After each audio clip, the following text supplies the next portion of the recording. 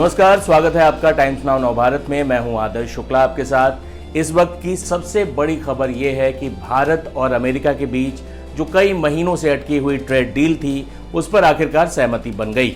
अमेरिकी राष्ट्रपति Donald Trump ने अचानक ऐलान किया कि भारतीय सामानों पर लगने वाला टैरिफ 25% से घटकर 18% हो जाएगा। ये फैसला इसलिए भी चौंकाने वाला रहा क्योंकि इससे पहले अब तक जो बातचीत थी वो बेनतीजा थी। अमेरिका लगातार भारत पर दबाव भी बना रहा था। सवाल यह है कि आखिर ट्रंप अचानक क्यों झुक गए, इसके पीछे क्या वजह थी जो जिम्मेदार बनी। भारत और अमेरिका के बीच ट्रेड डील पर यह बातचीत काफी लंबे समय से चल रही थी, कोई नतीजा नहीं निकल रहा था। अमेरिका ने दबाव बनाने के लिए भारतीय सामानों पर 50% तक टैरिफ लगा दिया था। ट्रंप की साफ शर्त थी कि अगर भारत को ट्रेड डील चाहिए तो उसे रूस से कच्चा तेल खरीदना बंद करना होगा।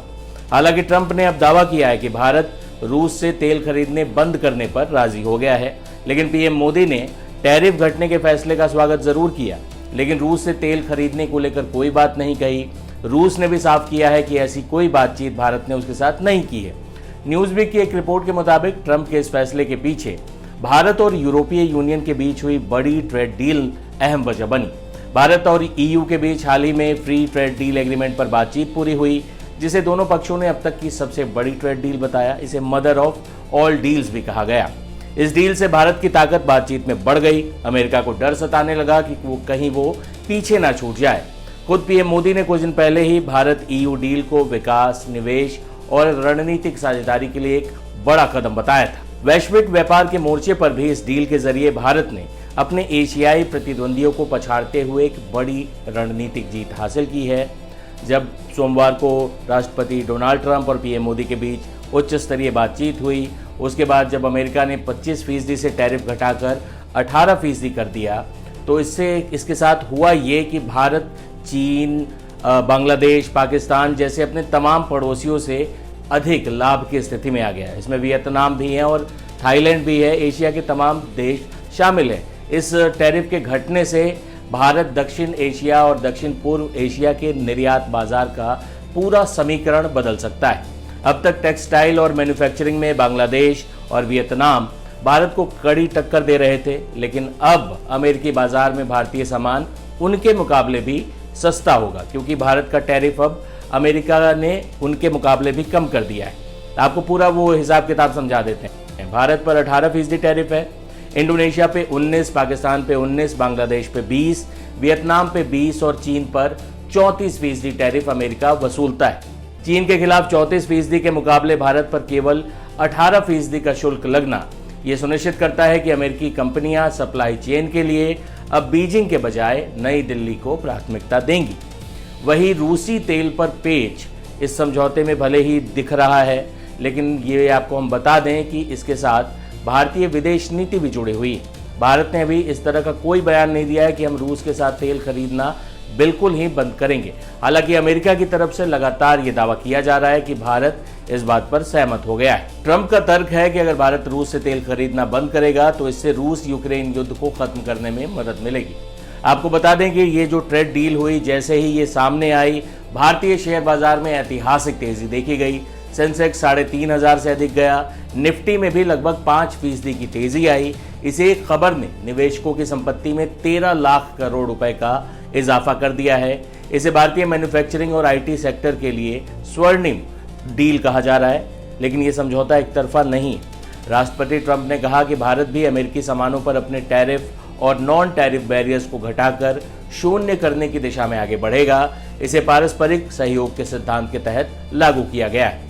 भारत और अमेरिका के बीच हुआ व्यापारिक समझौता हमारे देश की अर्थव्यवस्था, विशेषकर कपड़ा, रत्न आभूषण और इंजीनियरिंग सामानों के लिए एक गेम चेंजर है।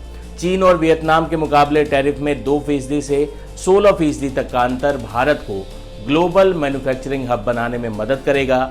हालांकि रूसी तेल की सस्ती आपूर्ति को छोड़कर अमेरिकी तेल की ओर शिफ्ट होना भारत के आयात बिल और महंगाई पर क्या असर डालेगा, ये आने वाले महीनों में देखने की बात होगी। यूक्रेन जंग शुरू होने के बाद से अमेरिका अपने सहयोगी देशों से रूसी ऊर्जा खरीद कम करने या पूरी तरह समाप्त करने का आग्रह करता रहा है। वहीं भारत ने घरेलू ऊर्जा जरूरतों को पूरा करने के लिए रियायती दरों पर रूसी कच्चे तेल की खरीद में बढ़ोतरी की थी। भारत अमेरिकी डील पर पीएम मोदी ने कहा कि जब दो बड़ी अर्थव्यवस्थाएं और दुनिया के दो सबसे बड़े लोकतंत्र साथ मिलकर काम करते हैं तो इससे हमारे लोगों को पारस्परिक तौर पर लाभ होता है और सहयोग के नए अवसर खुलते हैं। इस डील पर विरोध भी शुरू हो गया है। विपक्ष लगातार हमलावर है। राहुल गांधी भी तीखे बयान दे रहे हैं। प्रियंका गांधी का बयान सामने आया है। संसद में भी इस बिल को लेकर हंगामा होने की पूरी उम्मीद है। लेकिन जो ये कहा जा रहा था कि भारत रूस से क्या कच्चा तेल खरीदना पूरी तरह बंद कर देगा, इस पर अपडेट ये है कि रूस ने कहा है कि भारत ने ऐसी हमें कोई सूचना नहीं दी है। भारत ने भी इस पर अभी तक कोई आधिकारिक बयान नहीं दिया है। ऐसे में ये माना जा सकता है कि भारत पूरी तरह रूस से तेल खरीद बंद नहीं करेगा, क्योंकि आखिरकार रूस भी हमारा पुराना, परखा और सच्चा दोस्त है। इस खबर पर अगली अपडेट के साथ जल्द होंगे हाजिर। तब तक आप देखते रहें टाइम्स नाउ नवभारत डिजिटल। बहुत बहुत शुक्रिया। जीरो हमने इन्वेंट किया, हमने बताया दुनिया को, जहां योग है वहां रोग नहीं। सबसे पुरानी सभ्यता है हमारी। गुलामी से तो और देश भी लड़े भाई, पर आजादी के लिए अहिंसा का रास्ता बस हमारा था। अपने पसीने से जमीन सींचता किसान और घर में घुसकर मारने वाले जवान, बस इसी मिट्टी ने जने। इसके हाथ ने जब थामा जज्बा तो इतिहास रचे। कदम बढ़ाए तो चांद का वो हिस्सा चूमा भाई, जहां कोई कभी नहीं पहुंचा। आज पूरी दुनिया में शान से लहरा रहा है तिरंगा, और इसके पीछे है गर्व से भरी अनगिनत कहानियां जो लिखी जा चुकी हैं और लिखी जा रही हैं, जिन्हें मैं सुनाऊंगा राष्ट्रगर्व रोज शाम 6:25 पर।